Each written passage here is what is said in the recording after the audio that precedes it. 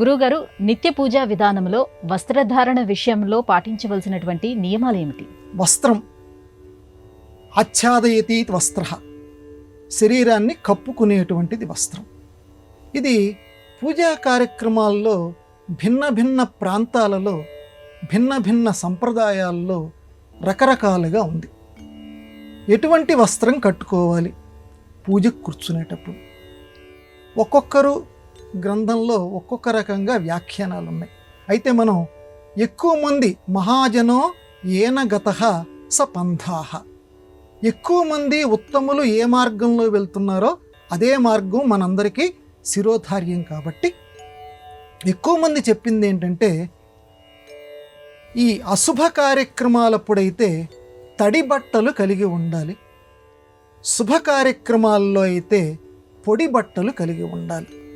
ఎట్టి పరిస్థితుల్లోనూ శుభ కార్యక్రమాలలో తడి బట్టలు కట్టుకొని ఉండకూడదు.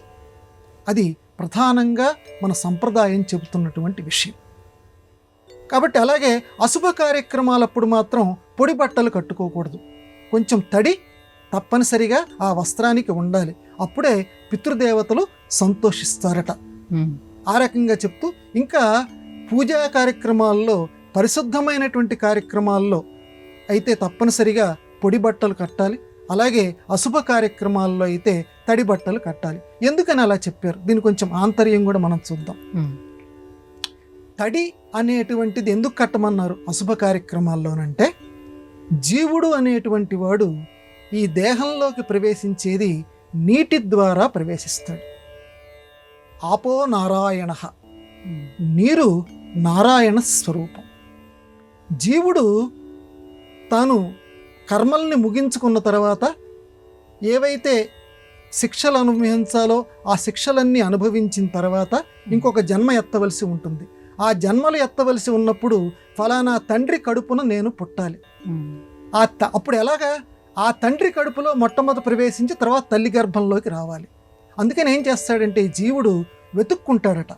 ఆ తండ్రి తాగేటువంటి నీళ్లు ఉంటాయి చూడండి, ఆ నీళ్లలోకి మొట్టమొదటి జీవుడు ప్రవేశిస్తాడంటే ఆ తండ్రికి సంబంధించినటువంటి, ఆ తండ్రి తాగేటువంటి నీళ్లలో ఆ నీటి ద్వారా తండ్రి యొక్క శరీరంలోకి వెళ్ళి ఆయన ద్వారా తల్లి గర్భంలోకి ప్రవేశించి అప్పుడు జన్మని ఎత్తుతాడు. అందువల్ల నీటి ద్వారానే జీవుడి యొక్క గమ్యం ఉంటుంది. అందువల్ల అశుభ కార్యక్రమాల్లో తప్పనిసరిగా తడి బట్టలు కట్టమన్నారు. అందువల్ల జీవుడికి చాలా ఇష్టంట. చనిపోయినటువంటి జీవుడు ఎవరైతే ఉంటారో వాడికి తడి అంటే, నీరు అంటే చాలా ఇష్టం. కాబట్టి నీటిని సంబంధించినటువంటి బట్ట కూడా మనం తడిది గనక కట్టుకుంటే మనం చేసేటువంటి కార్యక్రమాలు ఏవైతే ఉన్నాయో, ఆ అశుభ కార్యక్రమాలు ఏవైతే ఉన్నాయో వాటికి ఆ పితృదేవతలందరూ కూడా సంతోషిస్తారు. అందుకనే తడి బట్టలు, నేను అంత తడి కట్టలేనండి, అంత నీళ్లు కారిపోయేటట్టు నేను కట్టుకోవాలంటే కొంచెమైనా తడి ఉండేటట్టు చూసుకో, మొత్తం పొడి ఉండేటట్టు మాత్రం బట్టని చూసుకోవద్దు, ఆడవాళ్ళైనా సరే మగవాళ్ళైనా సరే అని మన పెద్దవాళ్ళు నిర్దేశించారు. ఇది విషయం.